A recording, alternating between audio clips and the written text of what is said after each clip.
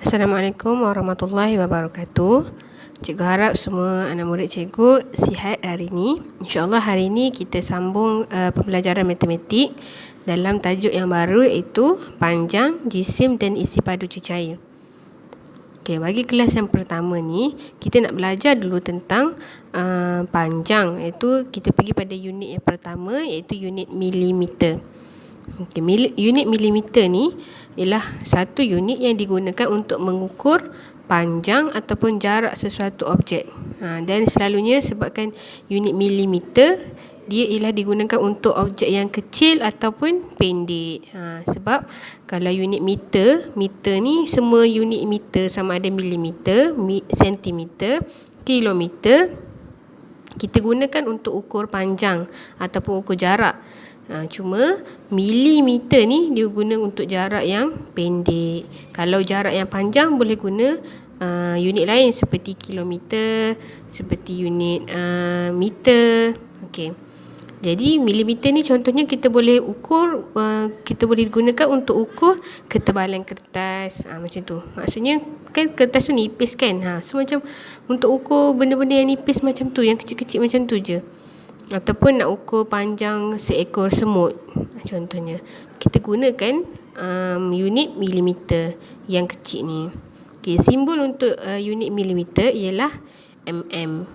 Okay, macam yang kamu boleh tengok pada pembaris tu, unitnya ialah mm. Okey, dan 10 milimeter bersamaan dengan 1 sentimeter. Macam kamu tengok pada pembaris ni, dia buat satu senggat yang besar tu ialah 10 milimeter. Jadi itu bersamaan juga dengan 1 sentimeter. Dan untuk 1000 milimeter bersamaan dengan 1 meter. Okey. Jadi kalau kita nak ukur apa-apa objek, kita kena pastikan dulu unit apa yang kita guna. Contohnya kita gunakan pembaris. Kita tengok pada pembaris tu dia ada tulis macam ni, unit. Kalau pembaris tu dia tulis milimeter, maksudnya hasil ukuran kita tu nanti kita akan tulis dalam unit milimeter. Tapi kalau kita gunakan pembaris ataupun alat ukuran dengan unit yang lain, jadi bila kita ukur, hasil ukuran kita ialah dalam unit yang seperti yang kamu tengok pada alat ukuran tu. Okey. Jadi ini ialah salah satu unit dalam kita gunakan untuk ukur panjang. Okey. Dan seterusnya kita tengok pula perkaitan antara unit-unit dalam panjang ni. Dalam panjang ada kita guna unit cm ataupun sentimeter dan juga milimeter, mm. Okey. Jadi kalau 1 sentimeter kan, 1 sentimeter ni satu kotak yang kelabu yang panjang ni, itu kita ibaratkan sebagai 1 sentimeter. Jadi 1 milimeter hanyalah sebahagian kecil sahaja, 1/10 sahaja daripada 1 sentimeter. Jadi 1 sentimeter bersamaan dengan 10 milimeter. Okey. Dan antara kilometer dengan meter pula. Okey.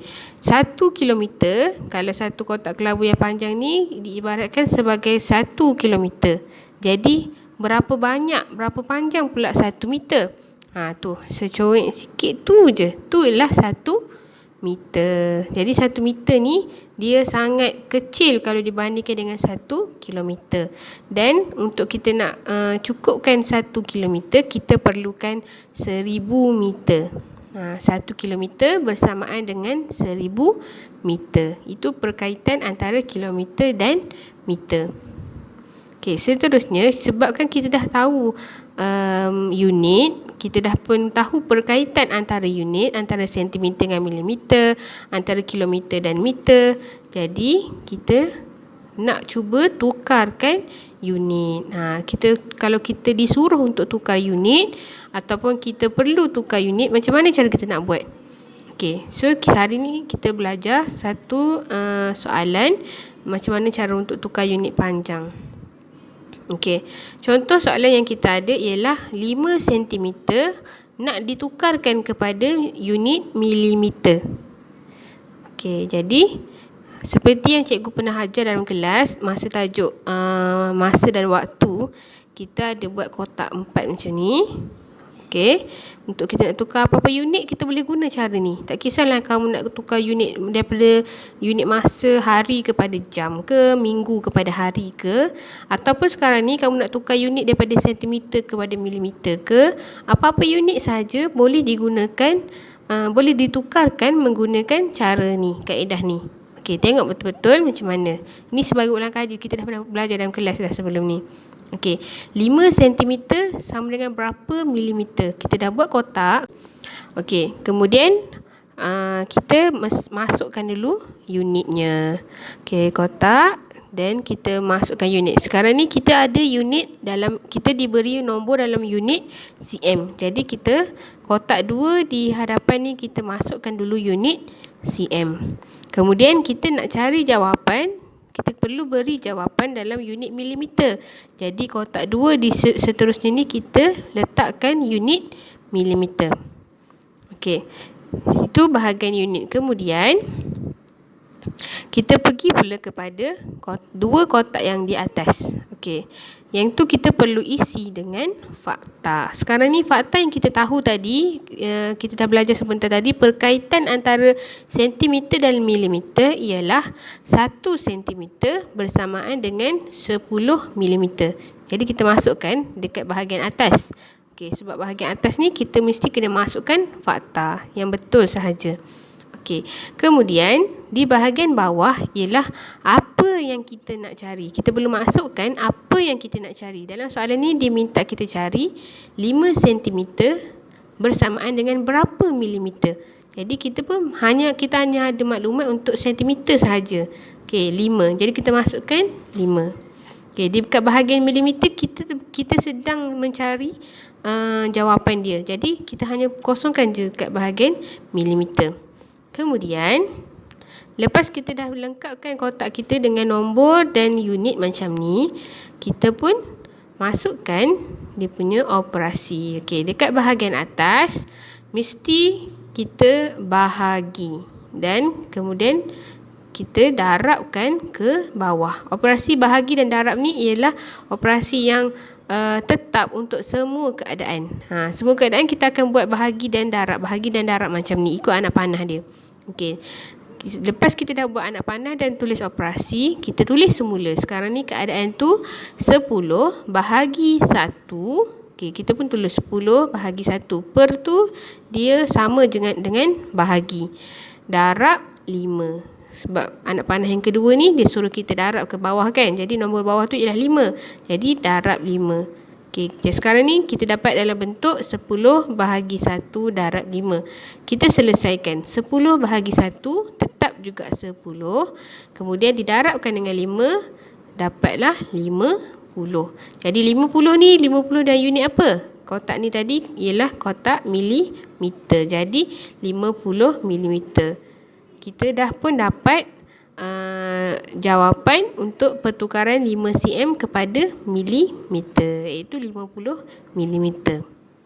Okey. Kita cuba tengok satu lagi keadaan, satu lagi soalan untuk lebih faham. Okey, soalan yang kedua, kamu perlu tukarkan 6,000 meter kepada unit kilometer. Okey, perkara yang pertama, kita mesti kena buat dulu petak dia, kotak dia. Kemudian masukkan unit. Sama macam tadi, kita pun masukkan unit. Dekat sebelah sini unit yang kita ada iaitu unit meter. Kemudian dekat sebelah kanan unit yang kita nak cari iaitu unit kilometer. Kemudian di bahagian atas kotak kita nak letakkan dengan fakta antara perkaitan antara meter dan kilometer. 1 kilometer bersamaan dengan 1000 meter. Kita mesti kena tulis ikut unit yang kita dah letak tadi. Okey, 1 kilometer letak di sebelah kanan 1. Sama dengan 1000 meter. Jadi pergi letak belah kiri 1000. Okey, dan seterusnya kotak yang di bawah kita perlu isi dengan apa yang kita nak cari. Okey, kita nak cari sekarang ni 6000 meter. Bersamaan dengan berapa kilometer. Seterusnya, kita dah pun lengkapkan kotak kita. Kita pun pergi dengan operasi. Kita teruskan dengan operasi. Operasi bahagi. Kemudian operasi darab. Dan kita tulis semula 1 bahagi 1000 darabkan dengan 6000. Okey, untuk kita dapatkan jawapan dalam unit kilometer. Okey, sekarang ni antara 1 darab 6000 bahagi dengan 1000, kita boleh potongkan tiga-tiga sifar ni, sebab atas bawah kita boleh potong. Ingat cikgu pernah cerita dalam kelas, antara atas dengan bawah kita boleh potongkan dia punya sifar. Sebenarnya dia ialah operasi bahagi. Okey, kita dah cancel, kita dah potong dia punya sifar. Tinggal 1 darab 6 bahagi 1. 1 darab 6 tetap jawapan dia 6. 6 bahagi 1 tetap jawapan dia 6. Jadi hasilnya ialah 6. Unit apa? 6 kilometer. Unit di bawah tu ialah kilometer. Jadi kita dah pun selesaikan pertukaran unit antara meter dan kilometer. 6000 bersamaan dengan 6000 meter bersamaan dengan 6 kilometer. Okey, jadi cikgu harap kamu boleh faham dengan apa yang kita pelajari hari ini, dan kamu boleh selesaikan tugasan yang akan cikgu beri selepas ni dalam latihan. Sebarang masalah boleh maklumkan pada cikgu bila-bila masa. InsyaAllah cikgu akan bantu. Okey, itu sahaja daripada cikgu untuk kelas kita pada hari ini. InsyaAllah kita akan jumpa dalam kelas yang akan datang. Assalamualaikum warahmatullahi wabarakatuh.